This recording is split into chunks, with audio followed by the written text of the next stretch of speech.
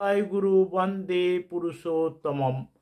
পরমদয়াল পরম প্রেমময় শ্রী শ্রী ঠাকুর বললেন রাগ নিয়ন্ত্রণের উপায়। শ্রী শ্রী ঠাকুরকে একজন বলছেন রাগকে নিয়ন্ত্রণ করা যায় কি দিয়ে। শ্রী শ্রী ঠাকুর বলছেন যখন মেজাজ খারাপ হয় তখন সেটা ধরে ঠিক করা লাগে, উল্টো ব্যবহার করা লাগে। যেখানে হয়তো একটা রূঢ় কথা মুখ দিয়ে বেরোতে চাইছে সেখানে জোর করে মিষ্টি কথা বলা লাগে। রাগে যদি আমি বেহাতি হয়ে না যাই, সেটা যে আয়ত্ত থাকে, তবে রাগটা আর রাগ থাকে না, সেটা তেজ হয়ে ফুটে ওঠে। তখন মানুষ আকৃষ্ট হয়, চেষ্টা করে অক্রোধী ব্যবহারে কে আয়ত্ত করে ফেলতে হয়। অনেক সময় রাগকে এড়ানো যায়, ক্রোধকে হাস্যরূপে অনেক লোহকে সোনা করে তুলেছেন। তিনি বলছেন একজন ছিল চোর। ঠাকুর তাকে চিনতেন, জানতেন রসিক শেখর চিকিৎসার পদ্ধতি তার সুপ্ত মর্যাদাকে আহত না করে মনস্তত্ত্বকে বদলের প্রয়াস চালায়। চোরকে চরিত্র বদলের অভিসায়। কেউ অন্যায় করলে আমরা তাকে শাস্তি দিই, কিন্তু আমরা কি কখন ভাবি অন্যায় কাজ করে? ধরো সামনে চোর দাঁড়িয়ে চুপি চুপি শুনছে আর আত্মসম্মানকে আহত করছেন না তিনি।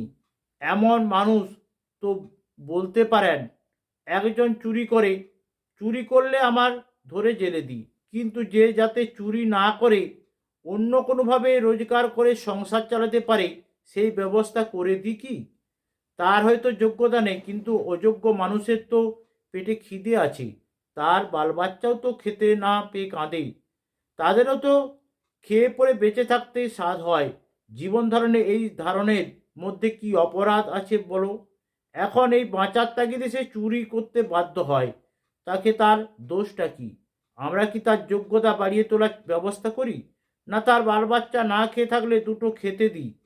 তার সুশিক্ষার কোনো ব্যবস্থা করব না, বিপদে আপদে তাকে দেখব না, তাকে সৎ পথে উপার্জনশীল করে সাহায্য করব না, অথচ জীবন ধারণের জন্য গত্যন্তরবিহীন হয়ে সে যদি চুরি করে তাহলে তাকে জেলে পুরব। এটা কি সঙ্গত কথা? ভালোই হোক মন্দই হোক, আমাদের প্রতিবেশী কেউ যদি সৎভাবে বাঁচার সুযোগ না পায়, সেখানে আমাদের কি করার কিছুই নেই, দায়িত্ব কিছু নেই। ভালোকে তো ভালোই ভালোবাসতে পারে, মন্দ কি আমরা ভালোবাসবো না? মন্দ হয়ে কি সে পচে গেছে? মন্দ যে সেও মন্দ থাকতে চায় না, সেও চায় ভালো হতে, অন্তত ভালো বলে পরিচিত হতে, কিন্তু সে পথ পায় না। চোরকে যদি চোর বলা হয় তাহলে সে আর ভালো লাগে? তাহলে বোঝা যায় সে চোর হয়ে থাকতে চায় না, কিন্তু পারে না পোড়া পেটের জ্বালায়। রসিক শেখর আমার ভগবান পথ হাঁটছেন আমাদের চেনা রাস্তার বিপরীতে। বলছেন আমরা যদি ঘৃণা না করে সহানুভূতির সঙ্গে দেখি এদের, তাহলে এদের ভেতর থেকেও কত সোনার মানুষ বেরোতে পারে। এইভাবে অনেক কথা করলাম, তার অবস্থানে নিজেকে ফেলে যেমন করে কোয়া যায় তেমনি করে করলাম।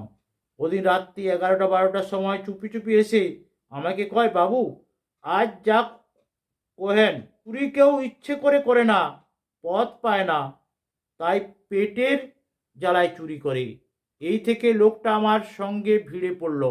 আমি মাঝে মাঝে বাবার পকেট থেকে নিয়ে ওকে সাহায্য করতাম, তাই দিনে কোনোভাবে চালাতো।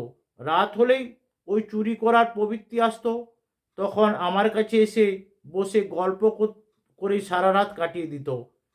আমি এইভাবে রাতের পর রাত জেগেছি ওকে নিয়ে। হ্যাঁ, এই মানুষই বলতে পারে একটা মানুষকে মানুষ করে তোলার জন্য যদি আমার এই সাম্রাজ্যকে ফতুর করে দিতে হয়, তাতেও আমি কুণ্ঠিত নই। পরে একদিন এসে আমার পা চেপে ধরে বলল, বাবু আমার কথা কবেন না, আমি মহাপাপী। আপনি এমন মানুষ, আমার বাড়িতেও আমি আমি চুরি করেছি, তার কিছুই নেই, আছে মাত্র কয়েকখানা পাথরের এবং কাঁসার থালা, আপনি এগুলো নেন বাবু। এই বলে কেঁদে ফেলল। তখন আমি তাকে সান্ত্বনা দিয়ে কইলাম, ওতে কি হয়েছে, ও তুই রাখ, ও আমি দিলাম তোকে, কিন্তু সে আর কিছুতেই রাখবে না, আমাকে ফিরিয়ে দেবেই। তারপর বলে, বাবু এগুলো যদি না নেন আমি আপনাকে নতুন কিনে দেবো। বললাম, তুই কোথা থেকে দিবি? সে বলল, বাবু আমার চুরি ছাড়া গতি নেই। তখন আমি ওদের বললাম, তুই আর চুরি করিস নে, ওগুলো রাখ, সৎভাবে চল। এরকম কি কি যেন কইলাম। তখন ওই সব নিয়ে গেল। তারপর আমার কাছে মাঝে মাঝে আসতো। একদিন আমি ওকে কই, ওই কেমন করে চুরি করে আমায় তো একটু শিখিয়ে দিবি? ও কয়, খবরদার এ কর্ম করবেন না। চৌকিদার যদি আপনার দেখে তাহলে আমার যা ভাবে আপনাকেও তাই ভাববে নে। ভদ্রলোকের ছেলে বলে আর মনে করবেন না। এই সব কল, কিন্তু আমি তার পাঁচ ছাড়লাম না। ঘুরতে ফিরতে তারে কই, একদিন আমাকে নিয়ে চল, কেমন করে চুরি করিস আমি দেখব। একেবারে নাছোড়বান্দা হয়ে রইলাম। তারপর আমাকে এড়াতে না পেরে এক অন্ধকার রাত দেখে কয়, আজ চলেন। মজুমদার বাড়িতে ধান বেচে 3,000 টাকা এনে রেখেছে, সেটা আমার আনাই লাগবে। এই টাকা পয়সা ছাওয়াল পাওয়াল খেয়ে বাঁচবে, আমার নিত্য নিত্য চুরি করা লাগবে না। আমি যাবই। অগত্যা সেও রাজি হলো। অন্ধকার রাত, নিজে কালো কাপড় চোপড় পরলো, আমাকেও পরালো। রাস্তায় যেতে যেতে আমি তাকে জিজ্ঞাসা করলাম, এই তোর ঘরে শিকল দিয়ে এসেছিস তো? ও কয়, তা তো দেওয়া হয়নি বাবু, দরজা ভেজায়ে রেখে আসছি তো, যাতে তাড়া খেলো টক করে ঘরে যেয়ে শুয়ে পড়তে পারি। ঘরের দরজা আটকানো থাকলেই তাড়াতাড়ি ঘরে ঢুকবো কি করে? তখন আমি কইলাম, তা তোর বউ তো ঘরে শুয়ে আছে, তাকে যদি কেউ চুরি করে নিয়ে যায়? আমি জানতাম জেলে পাড়ায় লোকেরা ওর বউয়ের উপর নজর আছে। এই কথা শুনে ও দাঁড়িয়ে গেল, বলল, না বাবু, আজ চুরি করা হয়নি।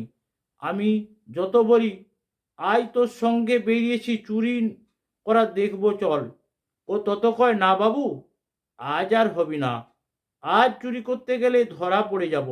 এই বলে বাড়ির দিকে ভো দৌড়। আমিও ওর পাঁচ পাঁচ চলে আসলাম।